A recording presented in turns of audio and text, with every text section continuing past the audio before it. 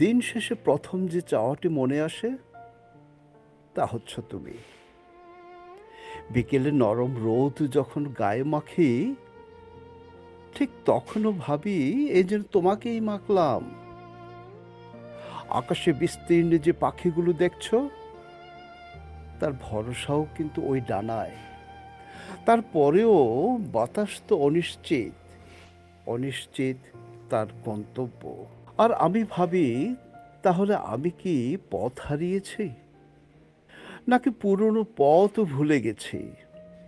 আমার ভেতরে যে শিশুটি আছে, সে আকাশ আঁকতে খুব ভালোবাসে। নীল আকাশ, সাদা সাদা মেঘ থাকবে তাতে, আর আমি তাকিয়ে থাকবো রাতের তারার দিকে, নক্ষত্রের দিকে।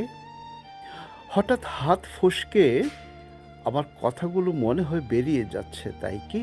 মনে হচ্ছে পাক যেন পিছলে আমি তলিয়ে যাচ্ছি জলের নিচে। জলের নিচে যে আগুন আছে, আমি তাও বেমালুম ভুলে যাচ্ছি। আগুনের দিকে দিকে আছে সুর তোমার নিঃশ্বাসের ভাঁজে। আমি কখন যে ঢুকে পড়লাম ঠিক টেরই পেলাম না। বলতে পারো বড়ই অমনোযোগী আমি।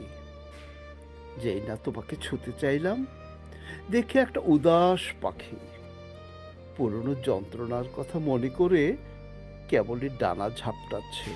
আমি চাইলাম সে আমার ত্বকে বৃষ্টির মতো লেগে থাকুক, নিঃশ্বাসে নিঃশ্বাসে আমাদের কাটাকাটি হোক।